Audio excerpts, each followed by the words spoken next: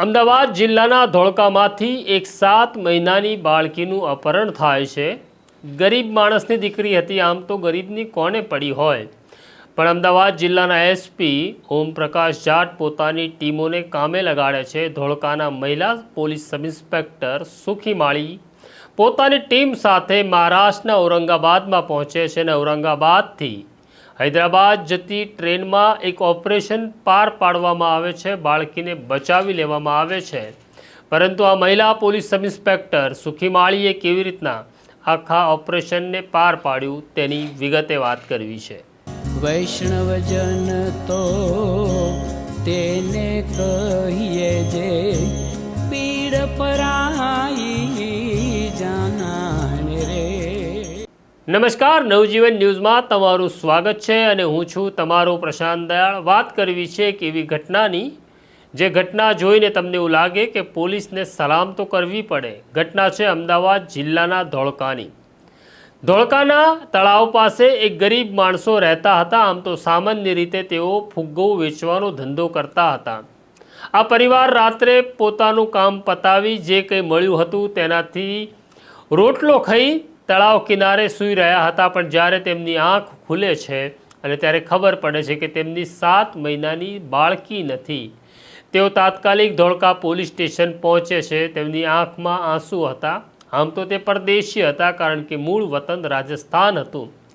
રાજસ્થાનથી તે રોટલો રળવા ગુજરાત આવ્યા હતા, પણ ખબર નહોતી આ ગુજરાતમાં તેમની બાળકીને કોઈ લઈ જશે। જ્યારે આ ઘટનાની જાણકારી અમદાવાદના એસપી ઓમપ્રકાશ જાટને થાય છે, ત્યારે તેમને આખી ઘટના સમજાય છે, સંવેદના સમજાય છે। તેનું કારણ એવું છે કે ઓમપ્રકાશ જાટ મૂળ રાજસ્થાનના વતની છે અને જે દંપતીનું બાળક ગયું હતું એમનો પરિવાર જે જ્ઞાતિમાંથી આવતો હતો એ જ્ઞાતિ કેટલી સંઘર્ષમય જિંદગી જીવે છે તેની તેમને ખબર હતી।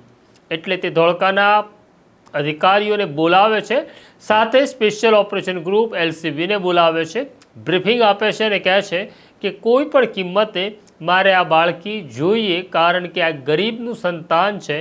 આના માટે તમને કોઈની ભલામણ નહીં આવે, આના માટે કોઈ રાજકીય નેતા તમને ફોન નહીં કરે, કારણ કે ગરીબનું આ જગતમાં કોઈ હોતું નથી। અને જ્યારે ગરીબનું આ જગતમાં કોઈ હોતું નથી ત્યારે આપણે તેમના થવાનું છે। એટલે પછી પોલીસ સબ ઇન્સ્પેક્ટર સુખી માળી મેદાનમાં આવે છે, અનેક સીસીટીવી ફૂટેજ ચેક કરવા લાગે છે। ત્યારે સીસીટીવી ફૂટેજમાં કેટલીક મહત્વની જાણકારી મળે છે, જેમાં 2 મહિલા અને એક પુરુષ આ બાળકને ચોરતા દેખાય છે। પછી તે ભાગતા દેખાય છે અને તેમને ટ્રેક કરવાનું શરૂ થાય છે।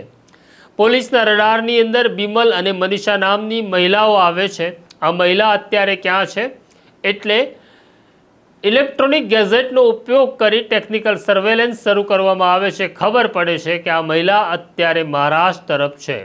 એટલે સુખી માળી લોકલ ક્રાઇમ બ્રાન્ચના અધિકારી અને કર્મચારી સાથે ઔરંગાબાદ જવા રવાના થાય છે। આ દરમિયાન એસપી ઓમપ્રકાશ જાટ ઔરંગાબાદ પોલીસને એલર્ટ મોડ ઉપર મૂકે છે અને ઔરંગાબાદની લોકલ ક્રાઇમ બ્રાન્ચ પણ ગુજરાત પોલીસના ઓપરેશન માટે સહયોગ આપવા તૈયાર થાય છે।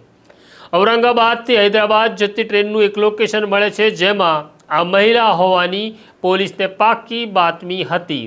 એટલે સિવિલ ડ્રેસમાં રહેલી ગુજરાત પોલીસ અને ઔરંગાબાદ પોલીસ ટ્રેનની અંદર દાખલ થાય છે।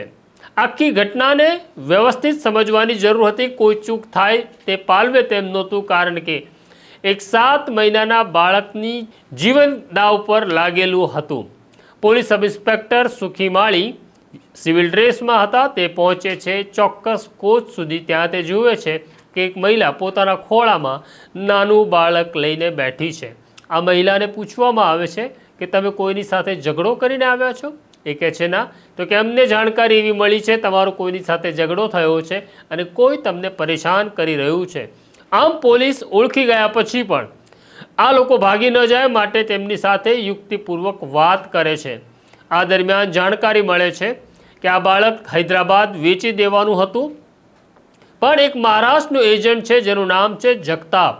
જગતાપ ટ્રેનમાં જ હતો। જગતાપને અંદાજ આવી જાય છે કે પોલીસ આવી ગઈ છે, એટલે તે એક પછી એક કોચ બદલી રહ્યો હતો। પીએસઆઈ સુખીમાળી 45 કિલોમીટર સુધી ટ્રેનની અંદર એક કોચમાંથી બીજા કોચમાં દોડ્યા કરે છે, કારણ કે જગતાપને તે ઓળખતા નહોતા. આખરે 45 કિલોમીટર સુધીની દોડ પછી જગતાપને તે ઓળખી કાઢે છે, જગતાપને તે ઝડપી પાડે છે. આમ ઔરંગાબાદથી 2 સ્ત્રી અને 2 પુરુષને પકડી અમદાવાદ લાવવામાં આવે છે. જ્યારે આ ગરીબ સ્ત્રીને જ્યારે પોતાનું બાળક આપવામાં આવે છે ત્યારે તેની પાસે શબ્દો નહોતા, તેના આંસુ જ ઘણું બધું કહી રહ્યા હતા.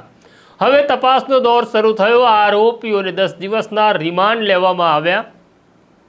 ત્યારે જાણકારી મળી કે મનીષા અને બિમલ નામની જે મહિલા છે તે પણ ગરીબ છે અને આ મહિલા IVF સેન્ટરમાં પોતાના અંડકોષ વેચીને ગુજરાન ચલાવતી હતી, જેમાં તેમને 25 થી 40 હજાર રૂપિયા સુધી મળતા હતા. પણ હવે તેમનું શરીર પણ સાથ આપતું નહોતું, એટલે IVF સેન્ટરમાં કેટલાક લોકોનો સંપર્ક થાય છે અને ત્યાં તેમને જાણકારી મળે છે કે નિસંતાન દંપતીને જો બાળક આપવામાં આવે તો પૈસા મળે છે. એટલે બાળ તસ્કરી કરતી ગેંગનો તેઓ હિસ્સો બને છે. તેઓ બાળક ચોરતા હતા અને મહારાષ્ટ્રના એજન્ટને વેચતા હતા. આ બાળક વેચાય તેમાં તેમને 1.5 લાખ રૂપિયા મળતા હતા, મહારાષ્ટ્રના એજન્ટને 2.5 લાખ મળતા હતા. પણ જ્યારે દક્ષિણ ભારતના કોઈ રાજ્યમાં નિસંતાન દંપતી સુધી આ બાળક પહોંચતું હતું ત્યારે બાળકની કિંમત 35 થી 40 લાખ રૂપિયા થઈ જતી હતી. આ ગેંગે કબૂલાત કરી છે કે ગુજરાતમાંથી તેમણે હમણાં સુધી 4 સંતાનોને ચોર્યા હતા અને વેચ્યા હતા. એટલે હવે SP ઓમપ્રકાશ જાટે ગુજરાતમાંથી ગુમ થયેલા બાળકો અને તેમના મા બાપની શોધખોળ શરૂ કરી છે. આમ બાળ તસ્કરી કરતી ગેંગનો મોટો પર્દાફાશ થયો છે. આ પ્રકારની ઘટનાઓ દિલ્હી અને હૈદરાબાદમાં પણ બની છે. એટલે સમાંતર પોલીસ આ પ્રકારની ગેંગો પર કામ કરી રહી છે. તો ધોળકાના મહિલા પોલીસ સબ ઇન્સ્પેક્ટર સુખીમાળી અને તેમની ટીમને અભિનંદન આપવા ઘટે, કારણ કે તેમણે એક ગરીબનું બાળક પાછું આપવાનું કામ કર્યું છે અને તેમના લીડર એટલે કે SP ઓમપ્રકાશ જાટને પણ એક સલામ છે, કારણ કે આ જ મોટું કામ છે, આ જ મોટું એવોર્ડ છે. કદાચ આ એવોર્ડ ઈશ્વરના દરબારમાં બહુ મોટો થવાનો છે તેની અમને ખબર છે. આ પ્રકારની સ્ટોરી જોવા નવજીવન ન્યૂઝ જોતા રહો. લાઈક કરો, શેર કરો. મને મારા સાથી સોનુને રજા આપો એ પહેલાં એક વખત બેલ આઇકોન દબાવી દો, અમને સબસ્ક્રાઇબ કરી દો. નમસ્કાર. વૈષ્ણવજન તો તેને કહીએ જે પીડ પરાઈ.